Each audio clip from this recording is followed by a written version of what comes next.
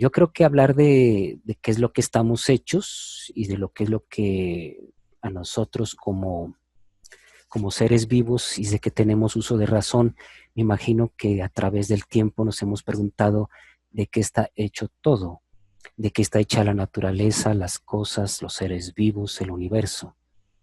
Y por eso dice aquí que acerca de la composición, seguramente esa pregunta remonta a tiempos antiguos, ¿no? Y para lo cual hablamos que hay distintas teorías. Esas teorías se agrupan en un grupo que se llama la teoría atómica.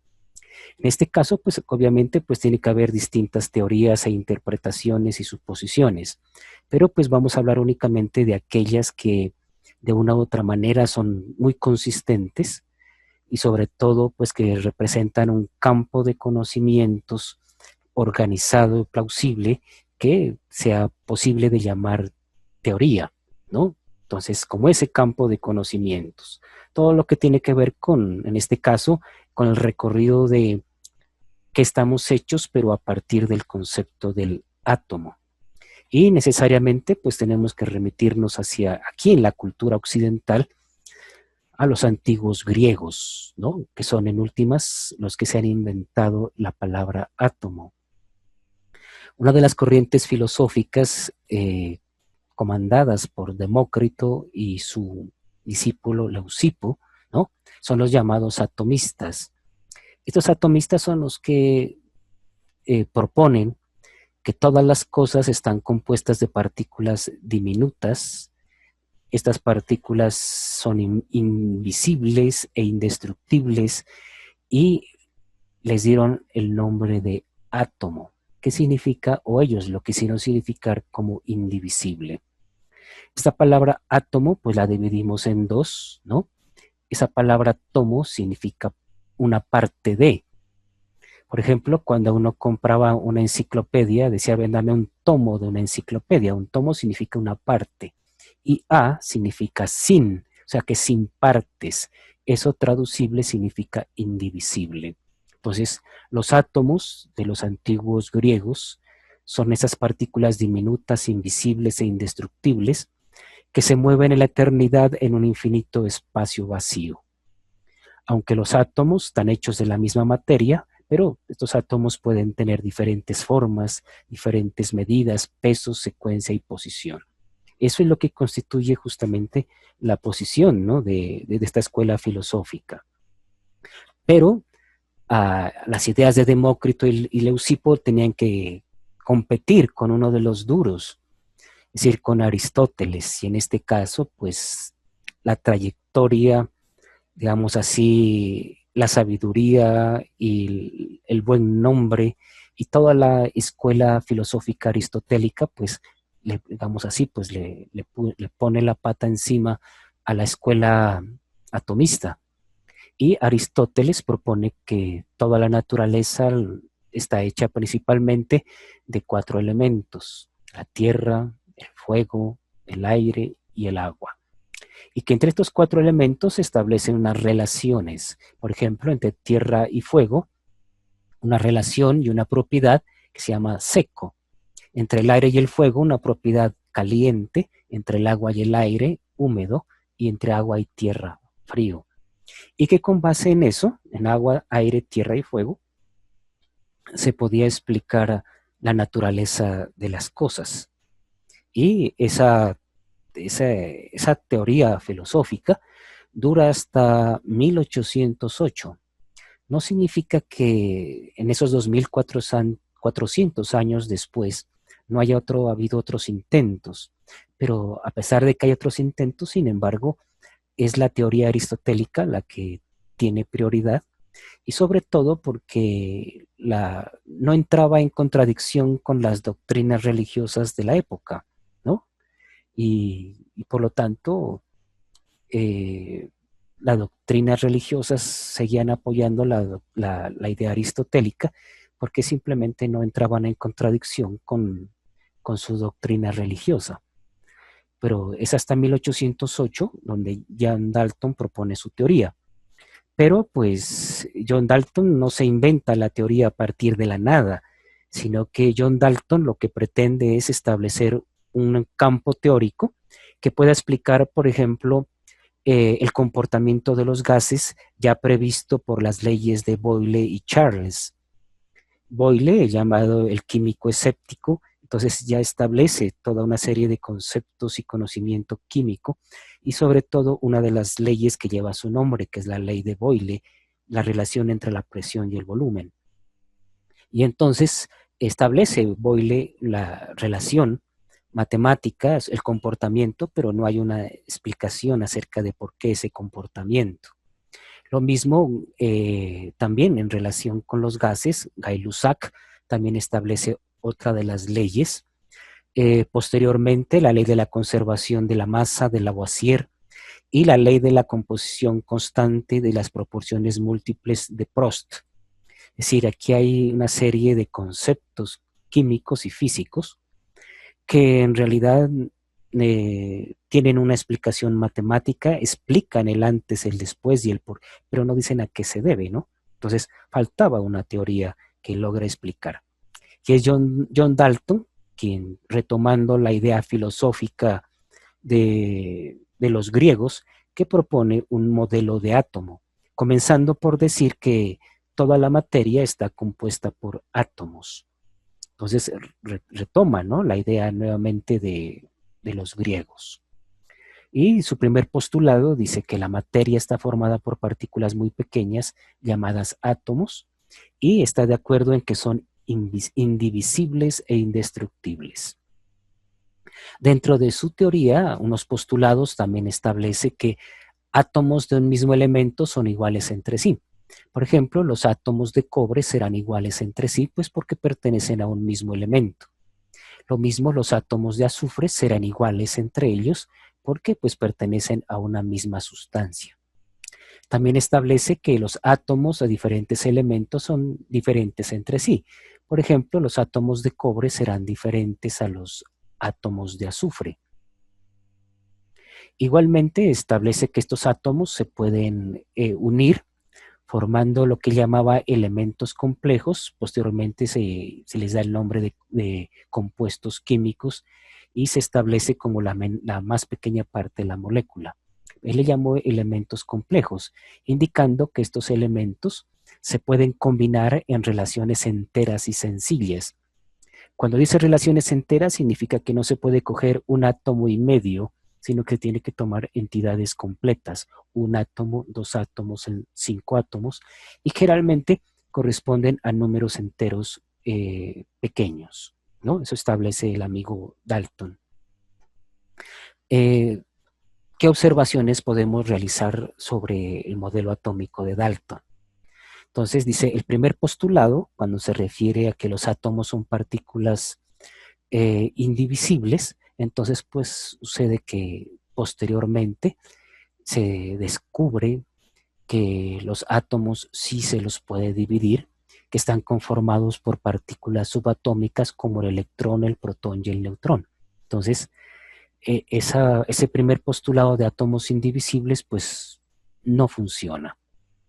En el segundo postulado, donde dice que todos los átomos de un elemento son iguales entre sí, pues tampoco funciona. Porque sucede, por ejemplo, que el hidrógeno está formado por 3 átomos de hidrógeno diferentes. Uno de ellos, cojámoslo aquí, el hidrógeno. Si es hidrógeno es porque tiene un protón. Y hay 3 átomos de hidrógeno que todos tienen un protón y por lo tanto siguen siendo hidrógenos.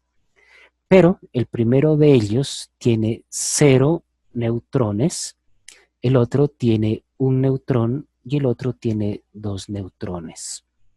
Este primero se llama el protio, el segundo se le llama el deuterio y el tercero se llama el tritio. Entonces, en este caso tenemos estos 3 elementos, estos 3 átomos que son de hidrógenos, pero que son diferentes entre sí, ¿no? Estos se llaman isótopos. Y por lo tanto, ese segundo postulado, pues tampoco. El único postulado que aún permanece es que los átomos se combinan en relaciones enteras sencillas formando compuestos. Cuando hablamos de isóbaros, significa que son átomos diferentes, pero que tienen algo en común, que tienen igual número másico. Bueno, cuando hablemos de número atómico y número másico, pues hablaremos un poquito de elementos isóbaros. Un elemento isóbaro, por ejemplo, es el calcio. El calcio decimos que es número atómico 20 y número másico 20. Y un elemento diferente es el argón, que tiene número atómico 18, pero que también tiene número másico 20. Estos átomos, a pesar de ser diferentes, por ejemplo, su núcleo tiene igual número de nucleones. Entonces, aquí hay átomos que, a pesar de ser de elementos diferentes, se parecen en que sus núcleos son iguales. O sea que los núcleos tienen 20 nucleones y tanto el calcio como el argón tendrían 20 nucleones. Entonces, aquí hay unos postulados que funcionan, que todavía son aceptados, pero otros ya no son aceptados. Posteriormente, hay en la misma evolución del conocimiento científico, la misma evolución de la ciencia y la tecnología, hace que haya otros fenómenos, ¿no?, que se van dando a través del tiempo, pero que el modelo atómico de Thomson no es posible de explicar. Las leyes de los gases sí era posible de explicar suponiendo la existencia de átomos, y los átomos como unas esferas. Entonces, sí se podía explicar Boyle, Gay-Lussac y Charles con el modelo atómico de Dalton. Pero, por ejemplo, fenómenos como el descrito por Faraday en 1833, que es la descomposición de la materia por parte de la electricidad. Faraday descubre en su laboratorio que la recién conocida electricidad es capaz de descomponer la materia. Entonces Faraday propone una hipótesis diciendo que la materia debe, de algún modo, la materia y la electricidad deben estar relacionadas. Posteriormente, en 1896, bueno, aquí no están en orden, ¿no? La radiactividad debe estar de última. Esta radiactividad dejémosla acá. En 1870 se descubren los rayos catódicos en los tubos de descarga. Pues en 1800, toda esa época y al final del siglo XIX, la electricidad era el boom, ¿no? Era el juguete preferido de los científicos porque recién se estaba descubriendo. Entonces el señor Crookes coge unos tubos, en este caso de vidrio, y en estos tubos de vidrio colocan 2 electrodos y a estos tubos de vidrio les hace el vacío y los somete a una carga eléctrica directa de alto voltaje. ¿Y qué descubren? Que en estos tubos catódicos pues se desprende una luz, una emanación, o le llamaban ellos unos rayos. Y como provienen del cátodo, le llamaron tubos de rayos catódicos. Posteriormente, con estos tubos de rayos catódicos es que se descubre el electrón. Y hasta ahora todavía tenemos uno de sus herederos, que son las pantallas viejas de los televisores o de los monitores, ¿no? Los TRC, tubo de rayos catódicos, que son las pantallas de los televisores antes de las pantallas planas, ¿no? Entonces, esos rayos catódicos no tenían explicación. Lo mismo que la descomposición de la materia. Mendeleev, ¿no?, al inventarse su tabla periódica, pero sobre todo al descubrir la periodicidad química, al mirar que había un grupo de propiedades que se repetían si organizaba los elementos de cierta manera. Esas propiedades que se repetían al organizar los elementos en una tabla, pues no había una explicación de por qué, cómo y cuándo. Y eso es algo que el modelo atómico de Dalton tampoco puede explicar. En 1887, junto con Mendeleev, el alemán Röntgen descubre los rayos X.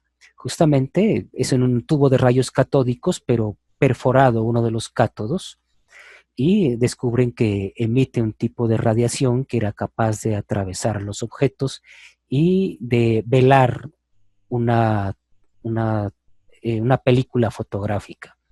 Como no sabía la naturaleza de los rayos que estaban saliendo, entonces le colocan rayos X, simplemente porque no se sabía de lo que era. Ahora, tampoco tenían explicación de por qué, cómo y cuándo se producen. Y por último, Becquerel descubre la radioactividad en un mineral, ¿no? En un mineral de uranio. Descubren que ese mineral era capaz de producir otra serie de rayos diferentes a los rayos catódicos, diferente a los rayos X. Y esa emanación de radio, esa emanación de rayos desconocidos, le dan el nombre de radioactividad. Y por lo tanto, se convierte en otro enigma. Y entonces, qué pena por Dalton, pero pues se descubren otra serie de eventos y fenómenos naturales que el modelo atómico no era suficiente para poderlos explicar. Ya a finales del siglo, en 1897, el inglés Joseph Thomson, digamos así, en su línea de investigación, en su trabajo de investigación en la universidad, pues tiene aquí un tubo de rayos catódicos, de los mismos rayos catódicos de Crookes, ¿sí? Pero entonces ya hace parte de un laboratorio en el cual ya establece una serie de condiciones. Y entonces descubre que que esos rayos catódicos, si los colocas delante de un campo magnético, esos rayos catódicos que salían podían modificar su trayectoria y su dirección. Y entonces Thomson se dio cuenta que esos rayos pueden ser afectados por un campo eléctrico y un campo magnético. Y como se dirigían al electrodo positivo, significa que esas partículas debían de ser carga negativa. Thomson no le coloca el nombre de electrones, posteriormente se le da el nombre de electrones.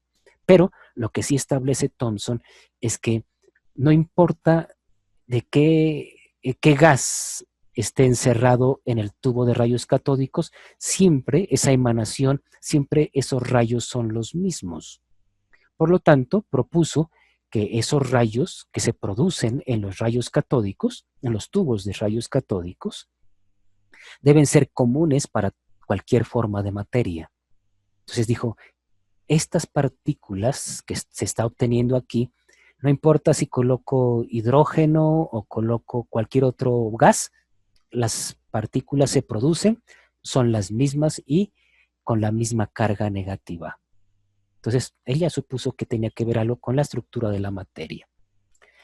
Con la tecnología que tenían en su época, Joseph Thomson no pudo calcular la carga ni la masa del electrón, pero sí pudo calcular el coeficiente entre los dos, es decir, lo que se denomina la relación entre la carga y la masa del electrón, y obtiene este valor que es una constante, 1,76 por esa 8 columbios sobre gramo.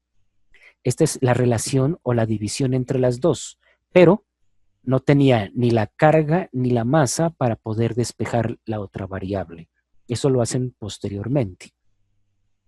Con base en sus experimentos y con base en lo que se conocía en la época, pues Thomson establece y propone un modelo del átomo.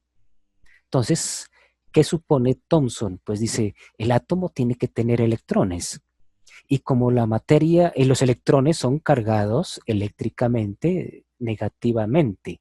Y entonces supone, si la materia es eléctricamente neutra, significa que si hay electrones, pues tiene que haber cargas positivas. Y que el número de cargas negativas debe ser igual al número de cargas positivas. ¿Y cómo se los imagina él? Él se imagina el átomo como una esfera cargada de electricidad positiva en la cual se encuentran incrustados los electrones. Aquí hay una simplificación del modelo, pues esto lo acompaña también unas matemáticas, ¿no? Para que puedan soportar justamente el modelo, no es únicamente lo que uno conoce en los libros, que es una simpleza del modelo, pero en realidad pues también está soportado por unas matemáticas y sobre todo pues en el campo de la experimentación. ¿Qué pasa con este modelo? Pues se le atravesó un experimento que es uno de los mejores experimentos de la época y de la física, ¿no? Que lo vamos a relatar un poco en este momento. Y lo que le llevó poco a poco pues, a derrumbar el modelo atómico propuesto por Thomson. Sucede que Geiger y Marsden, ellos trabajan junto con Rutherford en un proyecto de investigación también con electricidad, pero sobre todo el bombardeo de láminas metálicas. ¿Qué es lo que hizo este equipo? ¿No? Este equipo lo que hace es el siguiente experimento. Toma una fuente de partículas alfa, generalmente es un elemento radioactivo, y estas partículas alfa no son otra cosa más que núcleos de helio, es decir, no es otra cosa más que núcleos de helio que tienen 2 protones y 2 neutrones. La fuente radioactiva está en una caja hermética de plomo a la cual le abren un pequeño orificio por donde salen las partículas alfa y obviamente pues a una gran velocidad. Estas partículas alfa chocan contra una lámina de plomo, perdón, una lámina de oro, ¿listo? Y alrededor de la lámina de oro colocan justamente un detector de partículas alfa. ¿Qué era lo esperado y qué es lo que observaron?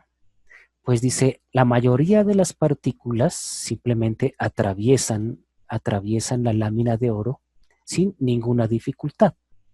Algunas presentan algún tipo de desviación y pues las más sorprendentes son justamente las que pegan con la lámina de oro y rebotan. Y entonces estas que rebotan son justamente las que causan la admiración de parte del equipo de investigación y ahora le dicen, bueno, ahora sí explique, ¿por qué es que esas que rebotan? Es como si usted cogiera una pistola 9 milímetros y a una distancia de 2 metros usted disparara sobre papel higiénico. ¿Qué esperaría usted? Claro, pues que las balas atraviesen el papel higiénico. Sorpresa, algunas de esas balas rebotan. Esas son justamente ese experimento y ese punto del experimento es el que permite decir que algo pasa aquí.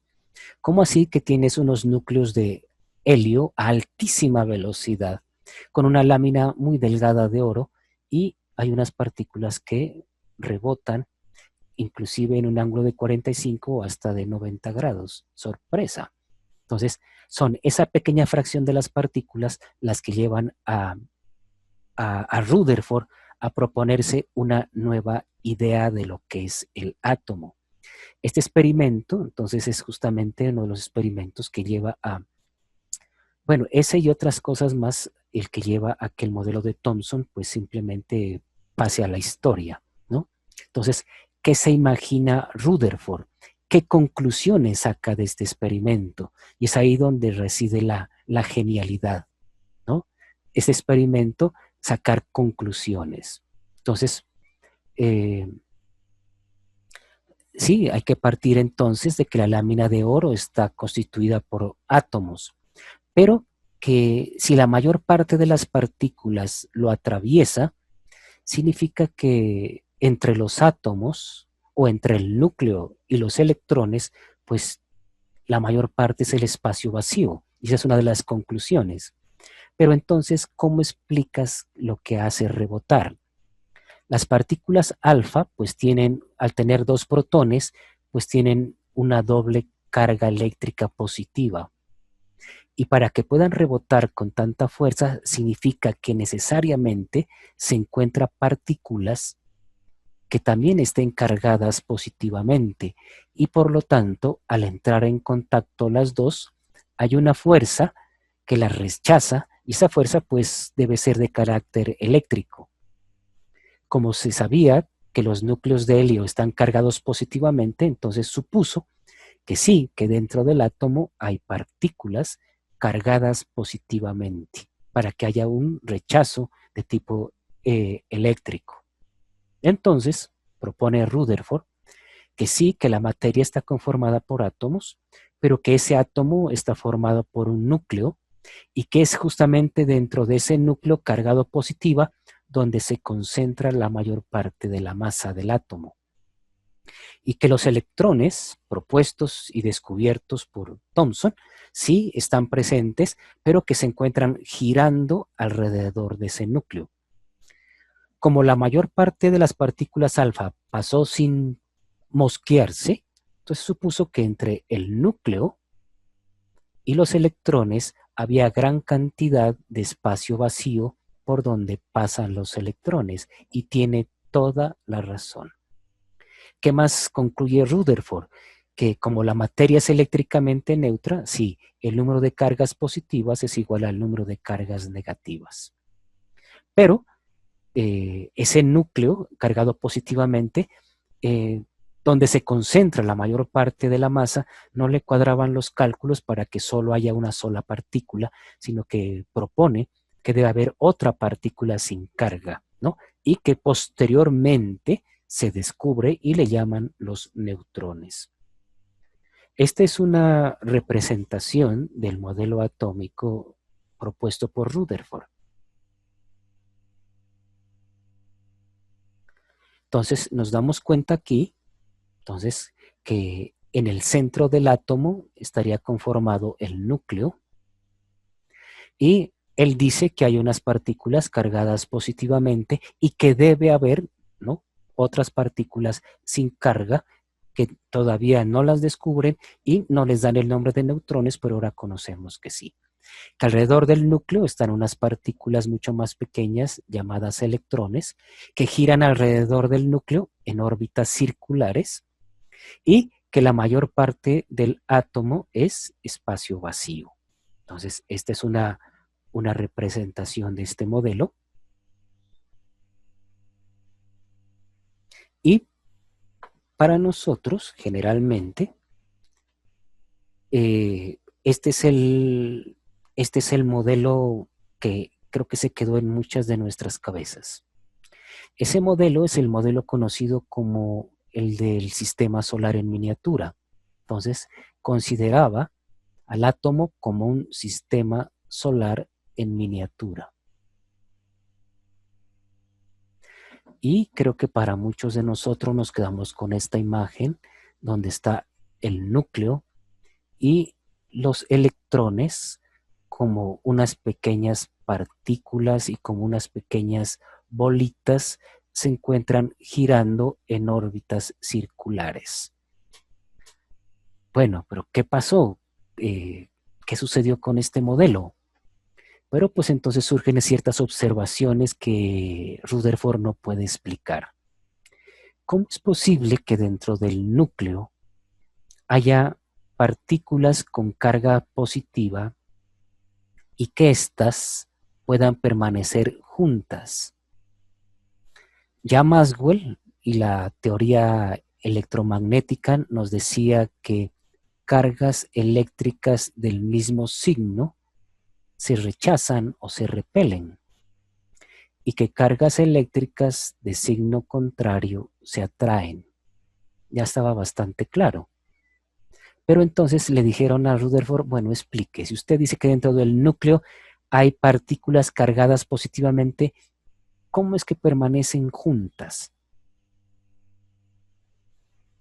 Y en un volumen tan pequeño. Entonces, no se tenía el conocimiento para poder explicar. Y de acuerdo también a la teoría, por aquí estaba, a la teoría de Maxwell, que establece que si hay una carga eléctrica, por ejemplo en este caso el electrón que tiene una carga eléctrica, y si éste se encuentra en movimiento, la teoría electromagnética de Maxwell y todas sus ecuaciones le dice que si una carga eléctrica se encuentra en movimiento, ésta tiene que producir un tipo de radiación, y que el tipo de radiación llevaría al electrón a perder energía y si pierde energía, el electrón caería sobre el núcleo y por lo tanto el átomo no existiría. Las leyes de Newton y junto con las ecuaciones de Maxwell del electromagnetismo aplicadas al átomo de Rutherford permiten calcular que en un tiempo de 10 a la menos 10 segundos la energía del átomo se habría radiado en forma de luz y con la consiguiente caída de los electrones sobre el núcleo. Por lo tanto, este átomo de Rutherford es físicamente inestable, por lo menos desde la teoría física clásica, desde lo que se conocía en esta época, y por lo tanto Rutherford no lo pudo explicar. Entonces era una enorme debilidad de este modelo. En 1900, el científico Max Planck trataba de explicar otro de los fenómenos que por la época era bastante común. Sucede, ¿qué pasa cuando tú calientas la materia? Por ejemplo, cuando tú calientas un trozo de hierro. Este trozo de hierro, al calentarlo, pues va cambiando de color, ¿no? Entonces comenzamos con un color naranja, luego pasará a rojo, y si lo calentamos más, este pasa inclusive hasta convertirse en blanco. Y entonces decía que este cuerpo producía toda esta cantidad de radiación y de diferentes frecuencias. Y entonces hay un objeto teórico que se llama el cuerpo negro ideal, el cual es capaz de absorber todas las frecuencias. Y sucede que los modelos atómicos no eran capaces de poder explicar por qué cuando se calienta un cuerpo produce los diferentes colores. Y el problema con el cuerpo negro ideal, porque era capaz de absorber, o si era capaz de absorber todos los tipos de frecuencia. Y entonces ese era uno de los problemas teóricos de la física en ese momento, ¿no? La radiación del cuerpo negro. Y sucede pues que no había una teoría coherente que lo pueda explicar, ni con Dalton, ni con Thomson, no se lo podía explicar. Esto nos vamos a ubicar en 1900. Entonces se le ocurre a Max Planck y entonces llega a una conclusión y llega a una teoría sorprendente. Entonces dice, lo que pasa es que los cuerpos al calentarse no pueden emitir cualquier tipo de radiación, sino que la radiación viene también en forma de paquetes de energía. En otras palabras, lo que está diciendo es que la energía es discontinua. La materia también es discontinua porque está formada por pequeñas unidades llamadas átomos. Pero no se pensaba así de la energía y sucede que Planck propone que la energía también es discontinua y que si la materia está formada por átomos, la energía está formada por cuantos, ¿no? Esto en latín sería el quantum. Y que cuando esos quantum o esos cuantos o paquetes de energía son de energía radiante como la luz, entonces estos reciben el nombre de fotones. Y va mucho más allá y establece que la energía de estos fotones es igual a una constante, ahora llamada constante de Planck, multiplicada por su frecuencia.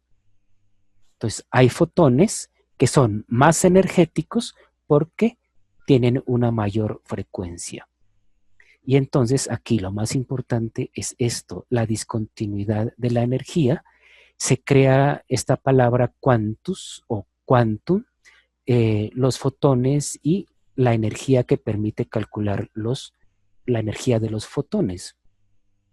De aquí es cuando inicia esta parte de la física, que posteriormente va a ser la encargada de explicar el comportamiento de las partículas subatómicas, que sería la mecánica cuántica, parte de la física cuántica. Entonces, este es el origen, ¿no? Y lo digo aquí porque el siguiente llamado es para que aparezca otro genio, ¿no? Que aparezca Niels Bohr, pero Niels Bohr tiene otro camello que echarse encima. Es que tiene que explicar algo que nosotros conocemos como espectros, ¿listo? Pero más conocido también, el espectro más conocido es el arco iris. Entonces, ¿qué sucede, por ejemplo, cuando la luz pasa por un prisma? Y eso lo hizo Newton. Pues descubrió que la luz blanca la podíamos descomponer en varios colores, o lo que podemos decir es que la luz blanca está conformada por luz de varias frecuencias. Pero yendo más allá, por ejemplo, si se toma un sólido incandescente, muy caliente, y que esa luz que sale del sólido incandescente, por ejemplo, de una bombilla, y la pasamos a través de un gas, y posteriormente esa luz la atravesamos por una rendija y nuevamente pasa por un prisma, pues sucede que se notan una serie de franjas.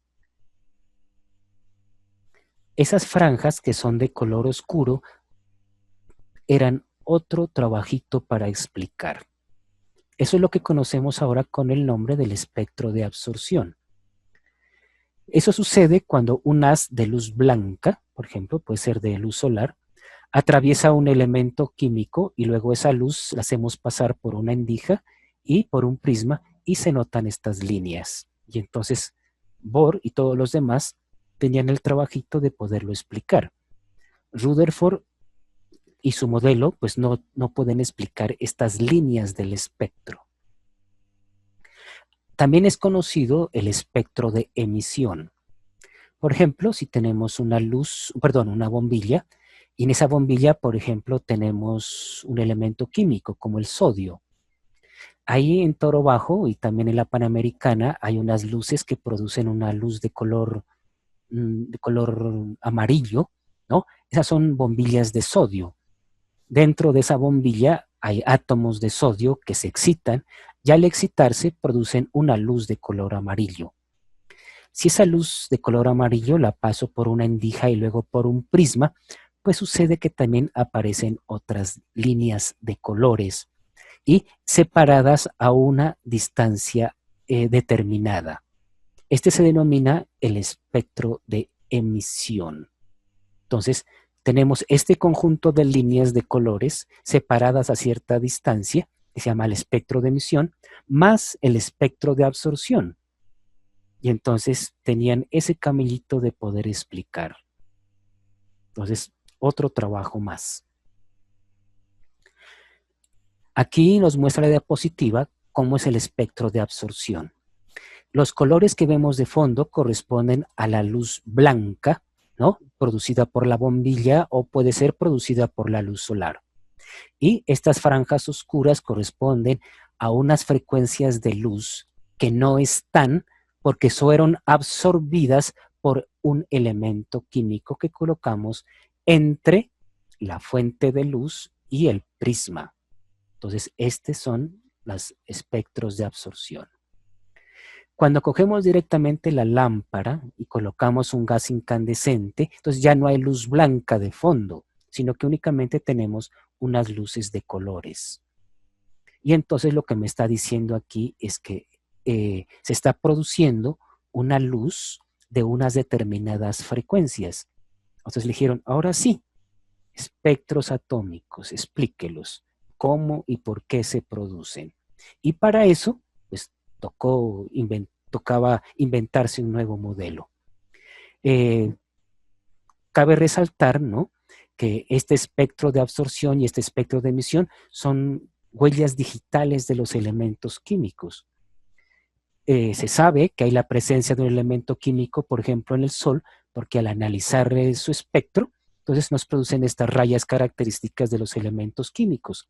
Así fue justamente que se descubrió el helio. El helio se descubre primero en el Sol, a través de la espectroscopía. Entonces, en 1913, el danés Niels Bohr, hombre, pues tiene todo un camello ¿no? Sabe que el modelo de Rutherford tiene sus inconsistencias, que no es suficiente para explicar esos hechos científicos, ni tampoco el espectro, pero entonces Niels Bohr propone su modelo atómico, pero tiene algo de especial, un añadido especial. Es que a su teoría del modelo atómico, que se basa en el de Rutherford, él le suma o le adiciona, en este caso, la teoría de Planck.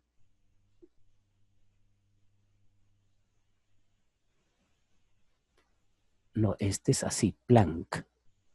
O sea que la teoría de los cuantos propone su modelo atómico, pero para ello se basa en la teoría de Planck de los cuantos. Y entonces establece que sí, que la materia está formada por átomos, pero establece que hay núcleo, que están girando alrededor, pero que el electrón gira alrededor del núcleo en órbitas circulares, pero que se encuentra sin emitir energía porque está en unas órbitas que él llama las órbitas estacionarias. Estas órbitas estacionarias consideran al átomo en el estado de menor energía, llamado el estado fundamental. Entonces, hay un estado del átomo llamado el estado fundamental donde el nivel de energía es el más bajo y los electrones se encuentran en órbitas estacionarias y por lo tanto no emitirán energía. Dice, bueno, ¿y qué más dice Bohr? Los electrones no se encuentran a cualquier distancia, sino que se encuentran a unas distancias permitidas. Y esas distancias él la llamó los niveles de energía. Entonces, el modelo de Bohr, coloquémoslo por aquí en algún lado, ¿no? Establece que los electrones se encuentran en diferentes niveles de energía y que los electrones se encuentran en esos niveles de energía. Que los que están más lejos van a tener mayor energía. Entonces, de aquí ya establece este primer concepto que va a ser fundamental, los niveles de energía, indicando con esto una distancia relativa entre el núcleo y los electrones. Posteriormente, en la próxima clase vamos a ver que eso corresponde a uno de los 4 números cuánticos. Esta representación del modelo atómico de Bohr, ¿no? Entonces establece que sí, que hay un núcleo, que se encuentran los electrones girando alrededor, pero que estas órbitas no se encuentran a cualquier distancia. Que la distancia del núcleo a la primera órbita o nivel 1 corresponde a un cierto valor de energía. Que la distancia del núcleo al nivel 2 corresponde a otro valor diferente de energía y así sucesivamente. En otras palabras, una órbita no tenía cualquier energía, sino que su energía estaba medida. Era una energía cuantizada. Miren que ya viene la palabra quantum incluida ahí, ¿no? Bueno, y dentro de este modelo, ¿qué más puede establecer así de importante?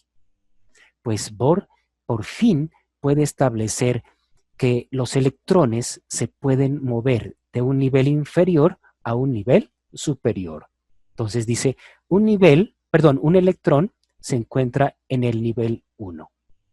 Si a este electrón de nivel 1 le suministramos energía, por ejemplo, energía eléctrica o energía calórica, este electrón puede saltar a otro nivel de energía, pero no puede saltar a un nivel intermedio, sino a una órbita cuantizada, a una órbita definida por su energía.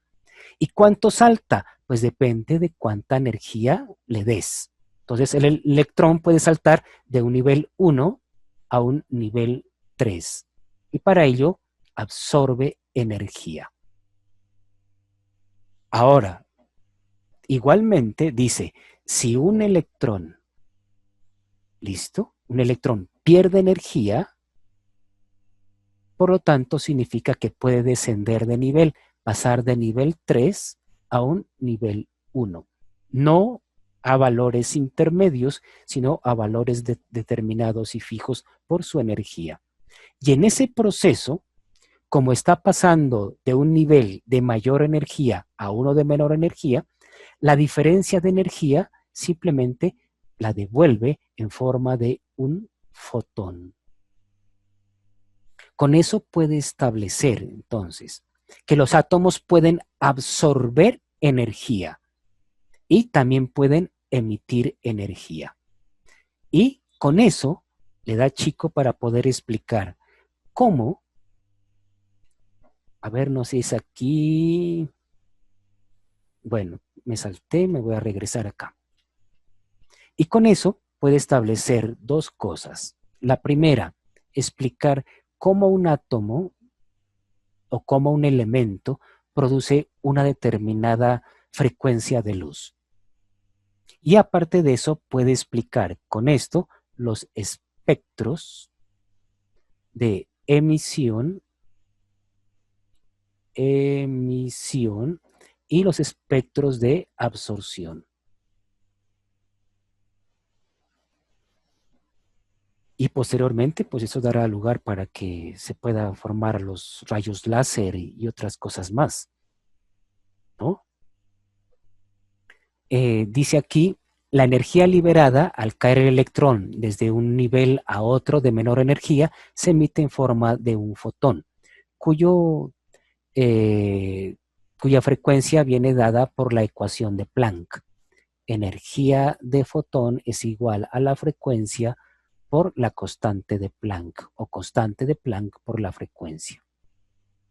Un electrón puede saltar de una órbita a otra absorbiendo o emitiendo la energía necesaria que corresponde a la diferencia energética de las órbitas.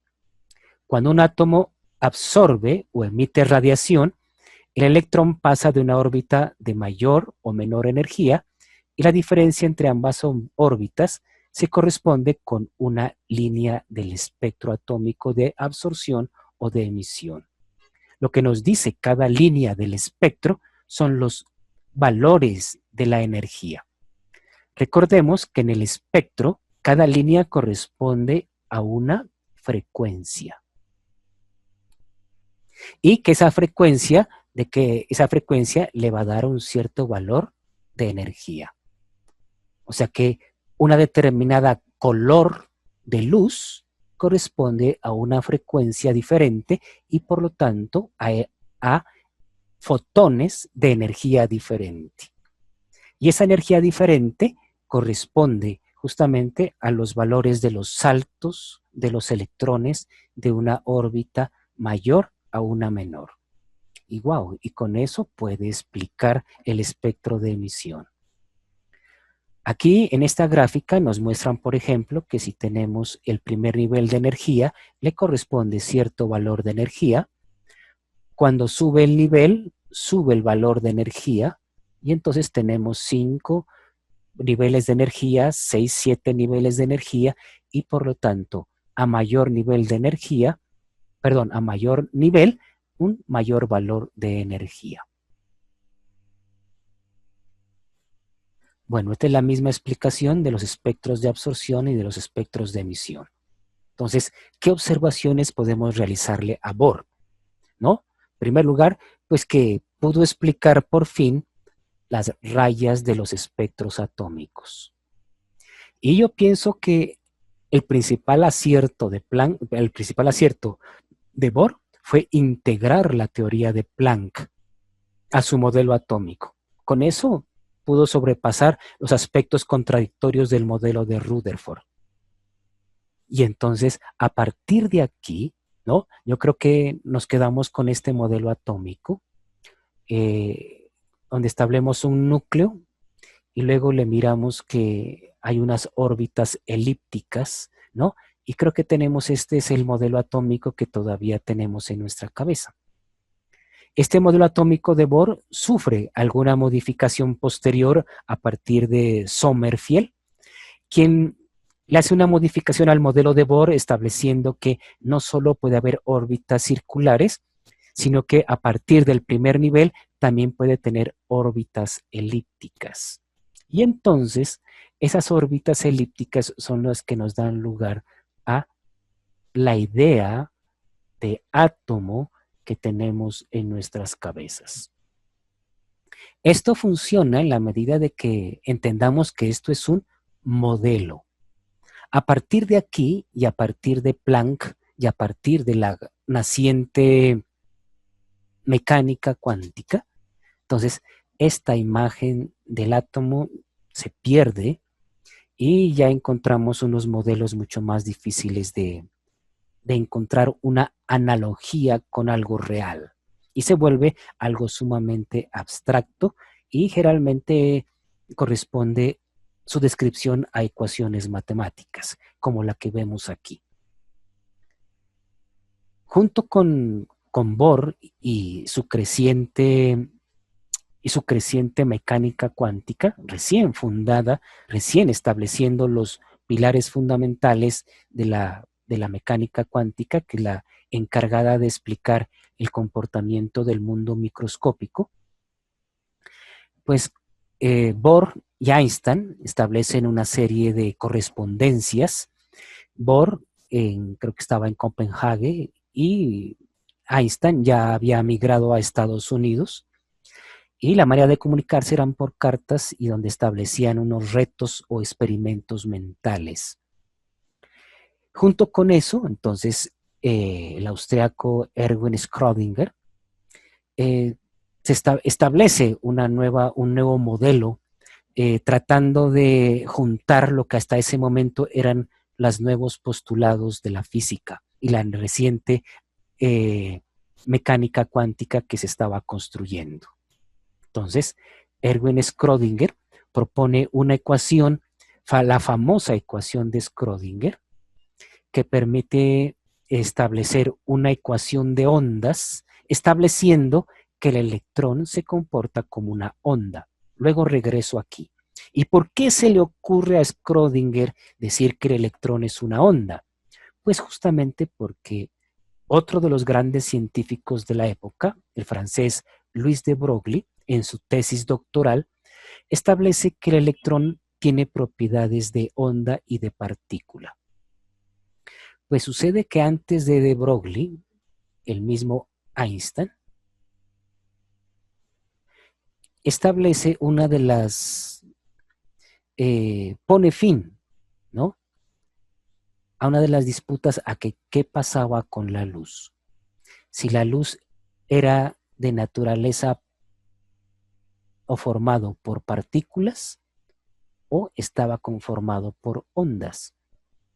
Sucede que si haces experimentos en los cuales son experimentos propios de partículas, por ejemplo, como si fueran bolas de billar, pues la luz presenta ese comportamiento. Es decir, los que establecían que la teoría de la luz, esta estaba formada por partículas, tenían experimentos que le decían sí, y los otros tenían experimentos que probaban que la luz era ondas. Pues entonces Einstein establece que la luz es partícula y es una onda. En otras palabras, hay una dualidad onda-partícula. Esta imagen justamente es una misma representación, lo que nos quiere mostrar esa dualidad onda-partícula de la luz, pero también del electrón y también de un principio básico de la mecánica cuántica. Aquí tenemos un cilindro, el cual si lo iluminamos de lado, la sombra nos muestra que es un cuadrado. Si únicamente miramos el cuadrado, pensaríamos que el objeto es de tipo cuadrado, o si es un cubo. Si el cilindro lo iluminamos de frente, la sombra nos da un círculo.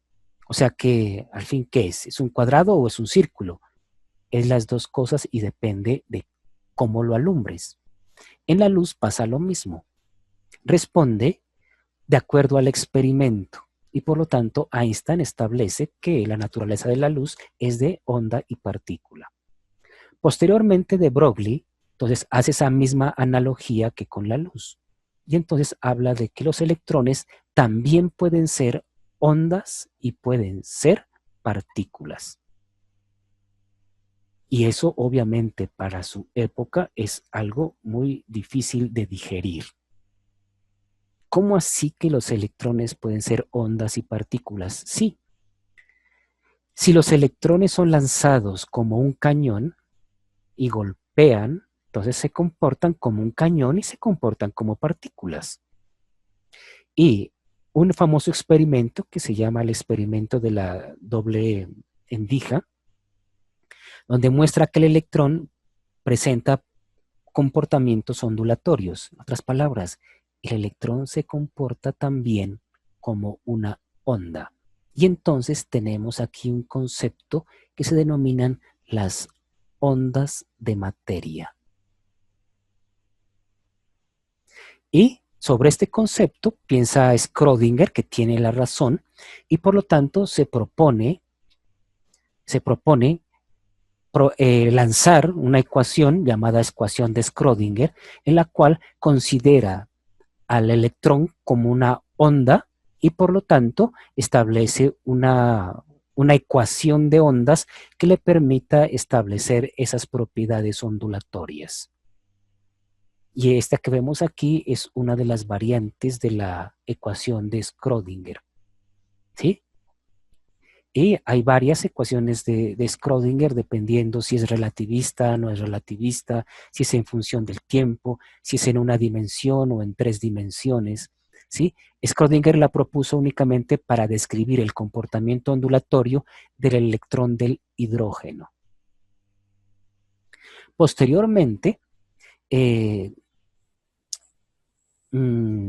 otro de los científicos, llamado Bohr, establece que el electrón no es una forma clásica de onda, como la propone Schrödinger, sino que es otro tipo de ondas diferentes, en el que llama las ondas de probabilidad. Y de esta ecuación, ¿no? De esta ecuación hay lo que se denomina la función de onda. Establece como psi con esta letra griega. Si se eleva al cuadrado psi, lo que se obtiene en este caso son las probabilidades electrónicas. Palabras más, palabras menos, la probabilidad de encontrar el electrón en una porción de espacio. Y entonces la descripción del electrón y la descripción del átomo se convierte en este componente matemático. Ya nuestra imagen de átomo como sistema solar, nada que ver, ni tampoco la otra opción, yo le llamo del átomo del detergente Ariel, no, tampoco. Ahora tenemos una concepción más abstracta como la que nos muestra esta imagen.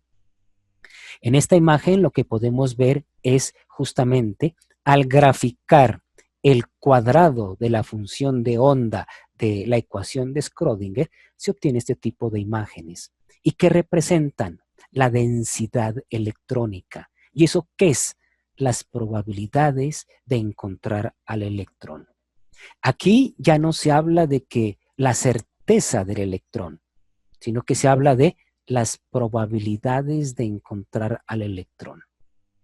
Schrödinger también es famoso por un experimento mental que se denomina el gato de Schrödinger, ¿no? Que es una interpretación acerca de lo que dice la mecánica cuántica, ¿no? Uno de los principios fundamentales es un experimento hipotético que ha dado tanto que decir, ¿no? Y es una interpretación justamente de la mecánica cuántica y en esa época. Junto con de Broglie, también cabe resaltar el principio de indeterminación del alemán Heisenberg. Este es otro principio fundamental de la mecánica cuántica, el principio de incertidumbre, o mejor llamado, de indeterminación de Heisenberg. ¿Qué establece el hombre? ¿Qué propone?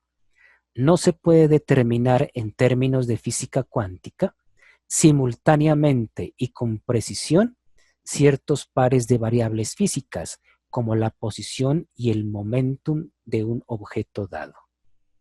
Dice, en otras palabras, cuanto mayor sé de la posición, menos conozco sobre el momento lineal. Eso lo dice Heisenberg en 1927 y se convierte en uno de los pilares de esa física que están haciendo en ese momento. Bueno, y veamos por qué. Dice, si yo quiero determinar la posición y la velocidad de un electrón, pues tengo que poderlo ver de alguna manera, ¿no? Y para poder ver el electrón y saber dónde está y poderlo calcular, por lo menos necesito de un fotón de luz. El problema es que cuando el fotón de luz choque con el electrón, este va a modificar su posición y su velocidad. Si el fotón de luz choca con el electrón, o le cambia la posición o le cambia la velocidad. En otras palabras, por el mismo hecho de realizar la medida, el experimentador de algún modo introduce un error en la medida y que ese error es imposible de reducir a cero, por más perfectos que sean nuestros instrumentos. Nos dice que en el acto de la medida estamos interviniendo y que por lo tanto no podemos tener la certeza de esas dos magnitudes. Y esto se convierte en el principio de indeterminación.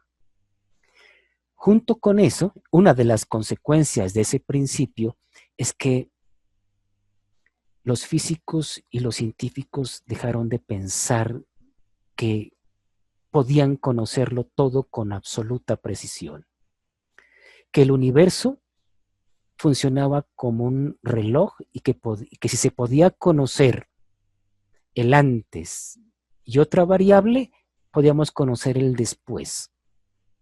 Pues esto nos dice que no es así, que en este caso lo que podemos conocer es únicamente las probabilidades de que cierto suceso pase o no pase.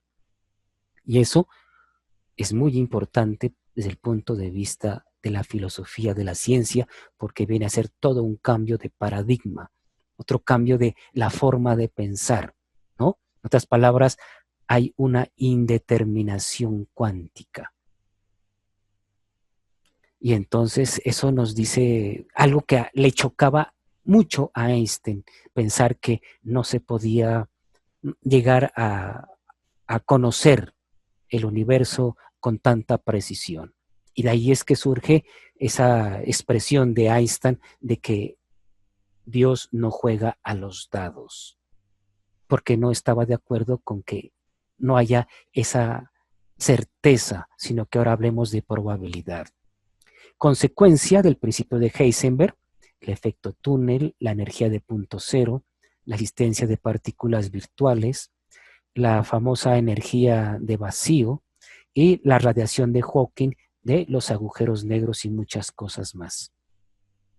Y entonces eso traje como consecuencia el principio de indeterminación de Heisenberg. Bohr, llamémoslo así, era la coteja de Einstein, es decir, estaban en el mismo plano, ¿no? Intelectualmente y académicamente hablando. Y el mismo Heisenberg también estaba a esa misma altura. El problema es que Heisenberg estaba del lado contrario, él era un poquito nazi, ¿no? Y entonces también cuenta aquí en este caso la política y otras cosas más. Entonces ellos no creían en la ciencia judía y entonces era total oposición a Einstein, ¿no? Y a otros científicos judíos. Por lo tanto, ahí es donde decimos que la política y otras cosas más tienen sus variables. Bueno, dentro de la ecuación de Schrödinger, resulta que una de sus soluciones da origen a un concepto que se denomina el orbital. En el modelo atómico de Bohr se establece que hay órbitas o caminos fijos por donde es posible encontrar al electrón. Pero a través del indeterminismo de Heisenberg y teniendo en cuenta que el electrón tiene un doble comportamiento onda-partícula, ¿no? Y que hay ondas de materia y otras cosas más, y mediante la ecuación de ondas de Schrödinger se llega a este concepto de orbital. ¿Qué es eso?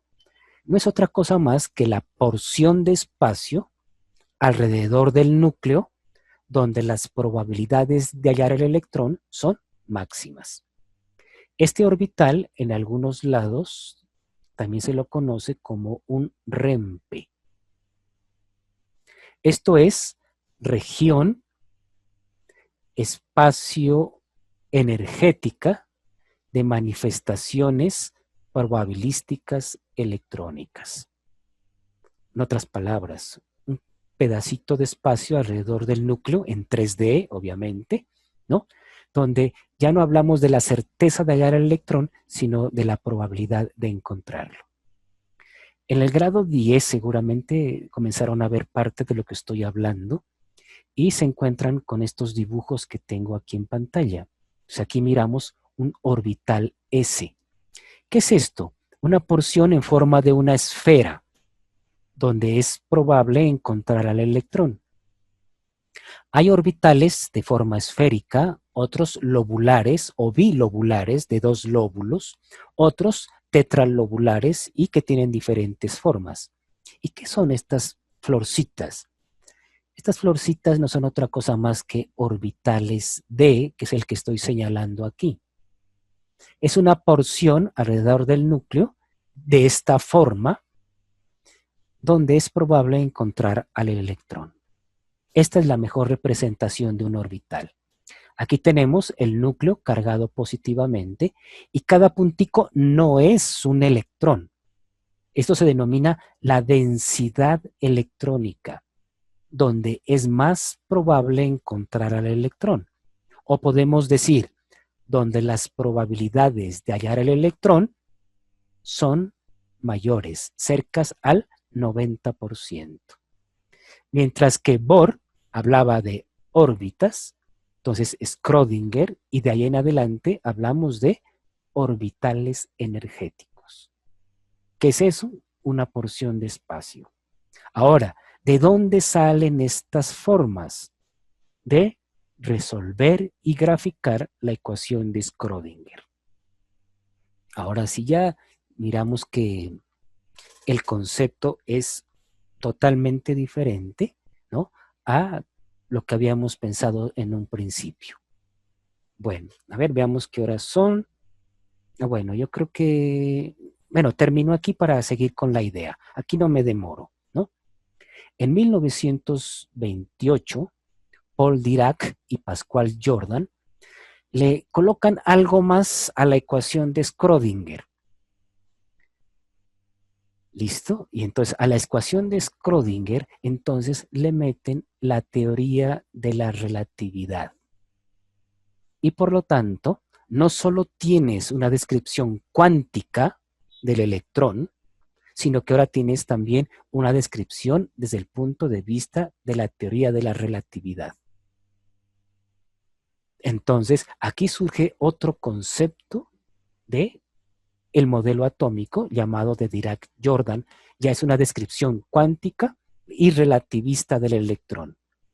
Y para ello propone su famosa ecuación, pues según los físicos, aquí hay la ecuación más hermosa, ¿no? Y fruto de esta ecuación sucede que predice que hay electrones cargados positivamente. Al resolver la ecuación, sucede que le da como resultado o la predicción de que hay electrones positivos. Y por lo tanto lo lleva a el concepto de antimateria. Años después, descubierta. Entonces, esta antimateria resulta de la ecuación de Dirac-Jordan, ¿no?, en la cual establece que hay electrones positivos. Y eso le da lugar entonces a pensar en el concepto de antimateria. En la, ¿cómo se llama? En el modelo atómico de Bohr establece el nivel energético. Sucede que con esta ecuación, para poderla resolver y para dar una mejor descripción del electrón, necesitamos de 2 parámetros más, que eran el número cuántico magnético y el número cuántico secundario y el número cuántico magnético. Pero también se dio cuenta que le faltaba otro parámetro más, Y entonces se recurre a otra forma de describir el electrón utilizando el número cuántico spin. Y ahí casi queda listo el modelo atómico de Dirac-Jordan. Casi, ¿no? Entonces termino aquí para tomarnos el descanso. La ecuación de Dirac de ondas ya es de tipo relativista, da una descripción de las partículas elementales como el electrón que tiene un spin un medio y es completamente consistente con los principios de la mecánica cuántica y la teoría de la relatividad. Y este es todo el camino para llegar aquí, al modelo estándar del átomo, que es donde pretendo llegar, haciendo ese recorrido histórico, ¿no? Para llegar al modelo estándar del átomo.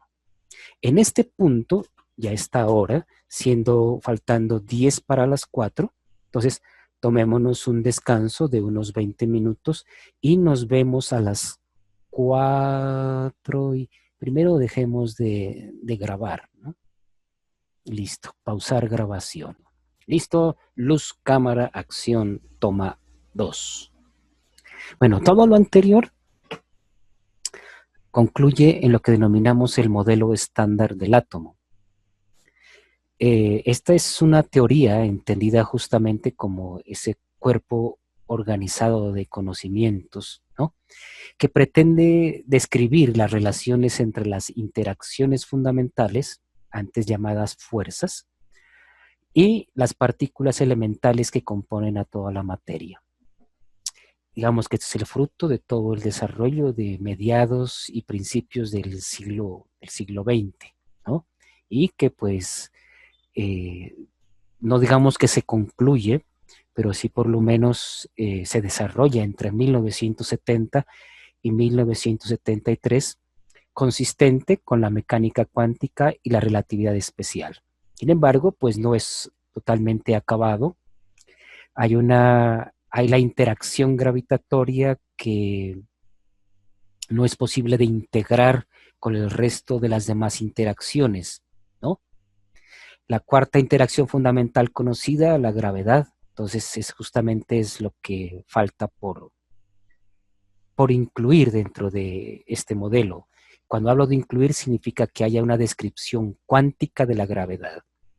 La gravedad está muy bien descrita y explicada por la teoría de la relatividad, pero hay unas inconsistencias justamente con los principios de la mecánica cuántica. Entonces, ahí hay otro trabajito para terminar. Dentro del modelo estándar del átomo, entonces se establece principalmente que las partículas elementales, ¿no? Se dividen en dos grandes grupos, que son los fermiones y los bosones.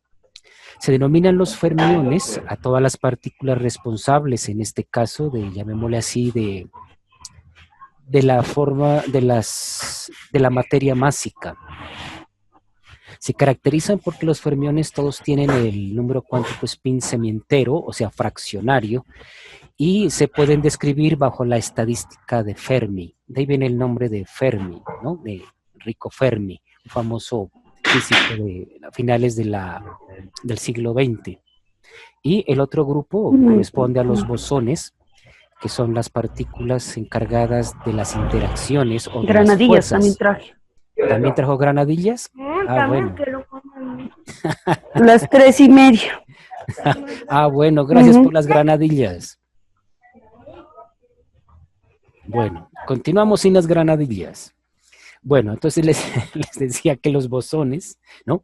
Son esas partículas, en este caso, responsables de las fuerzas, o mejor llamadas interacciones, ¿no? Una característica es que el número cuántico spin es entero y se puede describir con un tipo de estadística que se llama la estadística Bose-Einstein. Bueno, ¿qué podemos decir de los fermiones? Los agrupamos en dos grandes grupos, unos que son la familia de los quarks. Ahí están, los presento con su traducción, aunque no es muy común encontrarlos así, como arriba, abajo, extraño, encantado, fondo y cima. Así como las partículas tienen carga eléctrica, positiva o negativa, pues los quarks se les llama que tienen sabores, pero lo que quiere indicar es que hay una propiedad intrínseca ¿no? A los quarks. Y entonces los han nombrado con esos nombres, pero no tienen nada que ver con la propiedad que para nosotros es el sabor. Los quarks siempre andan en tríos, ¿no? Y son los que dan origen posteriormente a los hadrones como los protones o como los neutrones. Los leptones, por su parte, pueden tener existencia individual, ¿no? Como el electrón, el muón y los neutrinos. De esos, pues el más conocido para nosotros es el electrón. Y del otro lado están los bosones, que están justamente las partículas responsables de las interacciones. El fotón es responsable de la interacción electromagnética. El gluón es el responsable de la interacción fuerte que se da en el núcleo. ¿Se acuerdan que uno de los modelos no podía explicar por qué por qué los protones pueden permanecer juntos? Entonces, es porque justamente hay una partícula llamada gluón. Miren que el nombre gluón viene de glue, en inglés, que significa pegamento, que es el que mantiene unidos a los protones dentro del núcleo. Y es tan fuerte la fuerza que ejerce, que es mayor que la electromagnética, vence la repulsión, solo que es a muy pequeñas distancias. Las partículas W y Z son las responsables de la interacción nuclear débil, y los gravitones son los posibles candidatos a que sean responsables de la gravedad. Están por descubrir, ¿no? Todavía. Bueno, aquí esta gráfica nos muestra, sobre todo en la parte de los portadores de fuerza, ¿no? Cómo los gluones son los responsables de la interacción fuerte y se explican mediante un campo teórico llamado la cromodinámica cuántica. Los bosones W y Z son los responsables de la interacción nuclear débil, los fotones de la interacción electromagnética, y que el electromagnetismo es explicado bajo un campo teórico denominado la electrodinámica cuántica, que se une con la teoría con la teoría que permite explicar la fuerza débil, y forman una teoría llamada la teoría electrodébil. Con la cromodinámica cuántica y la teoría electrodébil se ha encontrado la unificación y forman la GTU, la gran teoría unificada. La gravedad cuántica está por explicar, está por realizarse, y una vez que la gravedad cuántica ya esté escrita y comprobada, y entonces junto con la GTU formarán la teoría del todo. Entonces esa es la teoría de formar, ¿no? La famosa teoría del todo por la que gastó muchos años de su vida Einstein, y también pues por la que científicos como Stephen Hawking también gastaron mucha parte de su vida en conseguir esta teoría que pueda unificar la GTU y conseguir una teoría de la gravedad cuántica.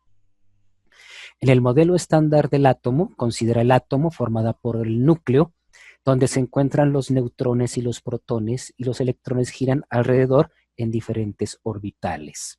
Es decir, que el átomo es núcleo y periferia. En el núcleo se encuentran protones y neutrones, que son partículas fundamentales, pero no elementales. ¿Por qué? Porque los protones están formados por tres quarks, y los neutrones también están formados por 3 quarks. Por eso son fundamentales, pero no elementales. Los electrones son partículas tanto fundamentales como elementales. El electrón tiene una masa de menos 31 kilogramos. El protón es 10.000 veces más pesado, 10 a la menos 27 kilogramos, y el neutrón tiene una masa similar al protón. La carga eléctrica del electrón es 10 a la más 19 coulombs, y el protón tiene el mismo valor, pero de signo positivo, y los neutrones no tienen carga.